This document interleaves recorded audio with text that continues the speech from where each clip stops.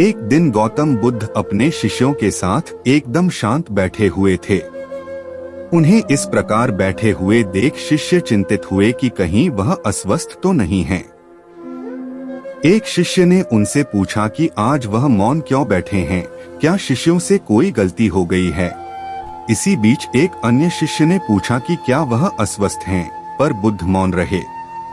तभी कुछ दूर खड़ा व्यक्ति जोर से चिल्लाया, आज मुझे सभा में बैठने की अनुमति क्यों नहीं दी गई है।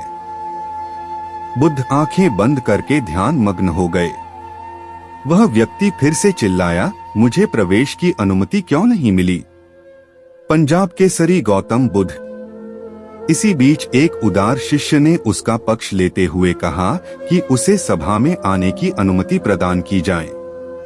बुद्ध ने आंखें खोली और बोले, नहीं, वह अछूत है, उसे आज्ञा नहीं दी जा सकती। यह सुनकर शिष्यों को बड़ा आश्चर्य हुआ। बुद्ध उनके मन का भाव समझ गए और बोले, हाँ, वह अछूत है। इस पर कई शिष्य बोले, हमारे आश्रम में जात पात का कोई भेद ही नहीं, फिर वह अछूत कैसे हो गया। तब बुद्ध ने समझाया, आज वह क्रोधित होकर आया है। क्रोध से जीवन की एकाग्रता भंग होती है।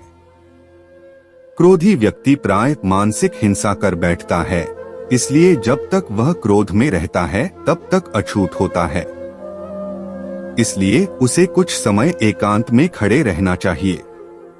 क्रोधित शिष्य भी बुद्ध की बातें सुन रहा था।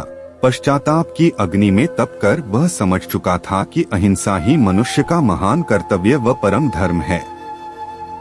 वह बुद्ध के चरणों में गिर पड़ा और कभी क्रोध न करने का प्रण लिया। शिक्षा आशय यह है कि क्रोध के कारण व्यक्ति अनर्थ कर बैठता है और पश्चाताप उसे बाद में होता है, जिसका कोई लाभ नहीं मिलता। इसलिए हमें क्रोध नहीं करना चाहिए। असल मायने में क्रोधित व्यक्ति अछूत हो जाता है और उसे अकेला छोड़ देना चाहिए। क्रोध करने से तन, मन और धन तीनों की हानि होती है। क्रोध से ज्यादा हानिकारक कोई और वस्तु नहीं है।